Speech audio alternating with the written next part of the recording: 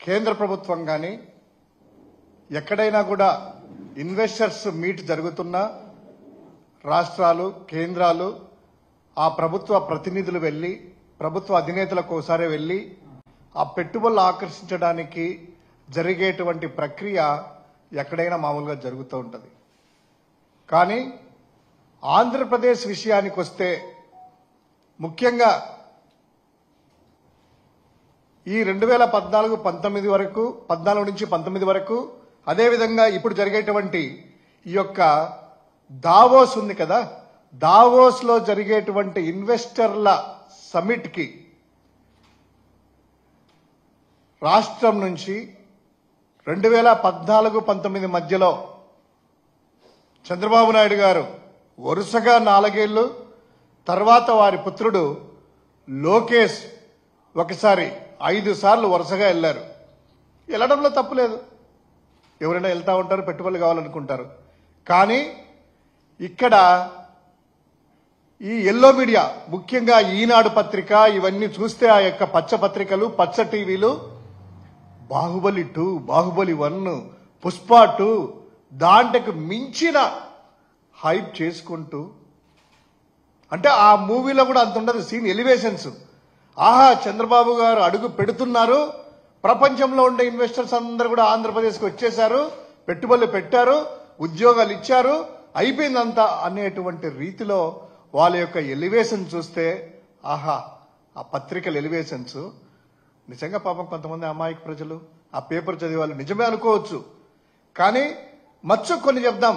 ఈ రోజు వెళ్ళారు కదా, దీని గురించి ఇప్పుడు వెళ్ళిన దాని గురించి మాట్లాడే ముందు ఆ 2014-19లో వరుసగా 5 ఏళ్ళు వెళ్ళారు కదా, 5 ఏళ్ళు వెళ్ళినప్పుడు ఏం చెప్పారు? 2014-19లో కొన్ని నేను ఎక్కువ చెప్పాను, ఎందుకంటే ఇది ప్రెస్ మీట్ కాబట్టి కంపెనీలు అన్ని చెప్తే కనుక దాదాపు ఒక 20-30 A3 సైజ్ పేపర్లో రాసుకున్నా కూడా ప్లేస్ సరిపోదు. 2014-19లో ఏం చెప్పారంటే, దావోస్ చంద్రబాబు పర్యటించి మైక్రోసాఫ్ట్ స్టాండర్డ్ అంట ఫౌండర్ బిల్ గేట్స్ కలిశారు, రాజులతో సమావేశమయ్యారు. విశాఖపట్నంలో మైక్రోసాఫ్ట్ వస్తా ఉంది, విప్రో డేటా సెంటర్లు వస్తున్నాయి, భారీ హార్డ్వేర్ పరిశ్రమలు అన్ని కూడా విదేశాలు వచ్చాయన్నారు. మరి ఎక్కడున్నాయో తెలియదు. తర్వాత 2016లో మియర్ బర్గర్ అంట, ఫిస్ట్లోమ్ అంట, తర్వాత 2000 కోట్లతో గెజ్జి టెక్స్టైల్ మెకా టెక్స్టైల్ పార్క్ అంట, అండానీ గ్లోబల్ గోల్డ్ రిఫైనరీ ప్లేస్ అంట. ఇవన్నీ కూడా ఇవన్నీ చదువుతా పోతే పోదు, కొన్ని ఆ క్లిప్పింగ్స్ కూడా చూద్దాం. ఇవన్నీ చెప్పింది ఏంటంటే ఎల్లో మీడియా ఆ రోజులో ఆ కథనాలు ఎలా ప్రచురించాయి, ఆ ఎలివేషన్స్, ఆ కథ ఒక్కసారి ఆ పచ్చపత్రికల్లో చూద్దాం. ఈనాడు పత్రిక, ఆంధ్రజ్యోతి పత్రికలో ఏమున్నాయి ఏంటి అనేటువంటిది ఒక్కసారి అప్లై చేయ శివ.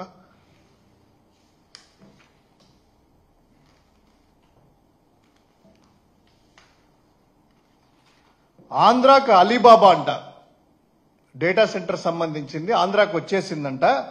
ఆ అలీబాబా మరి నేనైతే చూడలే, ఆ అలీబాబా ఎక్కడున్నాడో ఏమో మరి. కానీ అలీబాబా అరడజన్ దొంగలు మాత్రము రాష్ట్రంలో తిరుగుతున్నారు. ఈ అలీబాబా మరి ఎక్కడున్నారో ఎవరో తెలియదు. వాళ్ళు ఈనాడు పత్రిక ఆంధ్రాకు అలీబాబా అంట, రాష్ట్రంలో డేటా సెంటర్ ఏర్పాటంట, ఇదంతా కూడా అన్నారు. ఎక్కడున్నారో అలీబాబా ఒక్కసారి వాళ్ళే ఈనాడు పత్రిక రేపు పత్రికలో వేస్తే తెలుస్తుంది. నెక్స్ట్ దానికి సంబంధించినట్టు అంతా కూడాను ఆహా అయిపోయినాయి. ఆ మ్యాటర్ లోపల చదివితే ఎలివేషన్స్, ఆ కార్ఖానా చూస్తే కనుక ఒక రేంజ్ లో. రెండో నెక్స్ట్ హై స్పీడ్ల రైళ్ల కర్మాగారం అంట, స్విస్ కంపెనీ స్టార్టెడ్ రైల్ అంట, విశాఖపట్నంలో హై స్పీడ్ రైలు నిర్మాణం చేపడుతుందంట, భారీ కర్మాగారం అంట. మరి ఎక్కడుందో ఆ హై స్పీడ్ రైళ్లు, ఆ బుల్లెట్ ట్రైన్స్ ఎక్కడ తిరుగుతున్నాయో మరి? విశాఖపట్నంలో తిరుగుతున్నాయా, అమరావతిలో తిరుగుతున్నాయా, నారావారిపల్లిలో తిరుగుతున్నాయా, లేకపోతే కుప్పంలో రైళ్లు ఏమైనా తిరుగుతున్నాయో? కర్మాగారాలు ఎక్కడ ఉండేది? ఆ ఈనాడు పత్రిక ఆంధ్రజ్యోతి రేపు ప్రచురిస్తే బాగుంటది. తర్వాత ఆంధ్రప్రదేశ్కి ఎయిర్ బస్ అంట, ఎయిర్ బస్ C-29 విమాన ఉత్పత్తి కారాగారాలంట వస్తుందంట. మరి ఎయిర్ బస్ ఎయిర్ లో ఉందో, కిందకి దిగిందో, ఆ విమానాల కర్మాగారాలు ఎక్కడున్నాయో, ఏ దేశానికి ఎక్స్పోర్ట్ చేస్తున్నారో, లేకపోతే ఈ విమానాలు ఎక్కడెక్కడ తిరుగుతున్నాయో, C-295 విమానాలంట. మరి ఎక్కడ తిరుగుతున్నాయో ఒక్కసారి ఆ ఈనాడు పత్రిక ఆంధ్రజ్యోతి రేపు వేస్తే సంతోషిస్తాం. నెక్స్ట్ తర్వాత 15 నుంచి $20 బిలియన్ అంట ఆ కుమియమి ప్రతిపాదన అంట చైనా కంపెనీకి మెకన్సీ డైరెక్టర్ చెప్పాడంట. మరి ఈ 15 నుంచి 20 బిలియన్ డాలర్ల పెట్టుబడులు మరి ఎక్కడున్నాయో, ఏమేమి పెట్టుబడి పెట్టారో ఒక్కసారి ఈ పత్రిక వాళ్ళు చూపిస్తే, ఆ రోజు చంద్రబాబే కదా అయిపోయింది అని చెప్పి మీరే చెప్పారు కదా, ఎక్కడున్నాయో తెలుస్తుంది. రాష్ట్రానికి సౌదీ అరామ్కో అంట రిఫైనరీ యూనిట్ అంట, ఆ సౌదీ అరామ్కో వచ్చేసిందంట. మచిలీపట్నము, కాకినాడలో రిఫైనరీ ఏర్పాటు చేస్తున్నారు అని అన్నారు. Saudi Aramco refinery. మరి ఆ రిఫైనరీ సంస్థ ఎక్కడుందో, ఎంత ఉత్పత్తి చేసిందో, ఆ రిఫైనరీ ఆయిల్ ఏ దేశాలకు ఉత్పత్తి చేసి ఎగుమతి చేస్తున్నాయా, స్వదేశానికి వాడుతున్నారా, అసలు ఆ అరామ్కో, సౌదీ అరామ్కో అనేటువంటి ఆ కంపెనీ ఎక్కడ పెట్టుబడి ఉంది? ఆంధ్రప్రదేశ్లో అమరావతిలో ఉందా, కృష్ణపట్నమా, ఏదో ఒక్కసారి చెప్తే తెలుస్తుంది. ఇక్కడ ఏపీ పైనీర్ అంట 5,000 కోట్లతో పెట్టుబడి అంట. ఆ ఏపీ పైనీర్ ఎక్కడుందో మరి. అందులో ఒక్కసారి చూడండి, కింద ముఖ్యమంత్రి గారి పర్యటన మొదలైందంట. మొదలైతానే స్విట్జర్లాండ్ అడుగు పెట్టగానే అంట, ఇంకా అడుగు పెట్టలేదంట పాపం వాళ్ళు. ఇంకా ఎయిర్పోర్ట్ లో ఉంటే మరి ఆ ఫ్లైట్ దగ్గరికి పరిగెత్తా వచ్చి ప్రతినిధులు ఏమైనా సంతకం పెట్టించుకున్నారో తెలియదు. అడుగు పెట్టగానే 5,000 కోట్లతో స్విట్జర్లాండ్ కంపెనీ 5,000 కోట్ల పెట్టుబడులు సంతకాలు పెట్టుకుందంట.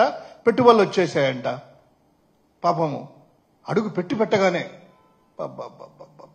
రేపు ఒక్కసారి ఈ పైనీర్ సంస్థ ఎక్కడుందో ఈ పత్రికలో, ఎల్లో మీడియానో, తెలుగుదేశం పార్టీ వాళ్ళు ఒక్కసారి చెప్తే రాష్ట్ర ప్రజలు తెలుసుకుంటారు.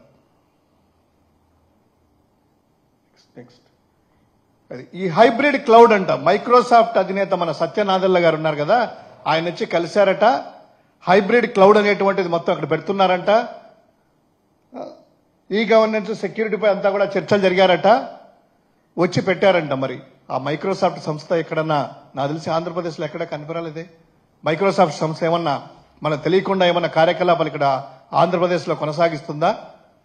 ఆ మైక్రోసాఫ్ట్ సంస్థ సంబంధించినటువంటి ఆ వివరాలు కూడా ఒక్కసారి ఎల్లో మీడియా ప్రచురిస్తే కొంచెం తెలుసుకుంటాం. నెక్స్ట్ 15,000 కోట్లు అంట. 15,000 కోట్లతో ఇది 4 రోజుల్లో 40 కంపెనీలతో అంట. ఎన్ని వచ్చేసాయంట వాళ్ళకి పత్రికలో. ఇది హ్యాపీగా ఏపీ కంట. ఈ ఎలివేషన్ చూడండి ఎలా ఉందంటే, ముఖ్యమంత్రులందరూ కూడా అన్ని రాష్ట్రాల సీఎంలు ఫోన్లు చేస్తున్నారంట. ఆంధ్రాకి ఎందుకు వెళ్తున్నావు అని. మరి అప్పుడు నాకు తెలిసి 2015లో ఆయన మోదీ గారు కూడా రెఫరెన్స్ ఏమన్నా ఇప్పించలేకపోయినారేమో ఆ గుజరాత్ పోవడానికి. ఆ గుజరాత్ సీఎం కూడా ఫోన్ చేసింటారు. అన్ని రాష్ట్రాల సీఎంలు ఫోన్ చేసేసి వాళ్ళకి ఎందుకు వెళ్తున్నావు ఆంధ్రాకే, మా దగ్గరికి రండి అన్నారంట. హ్యాపీగా ఏపీ కంట. ఆ డేటా సెంటర్ సంబంధించింది ఎప్పుడొచ్చింది ఏంటి అనేటువంటి వివరాలు అందరికీ కూడా తెలుసు. ఆ దానికి సంబంధించింది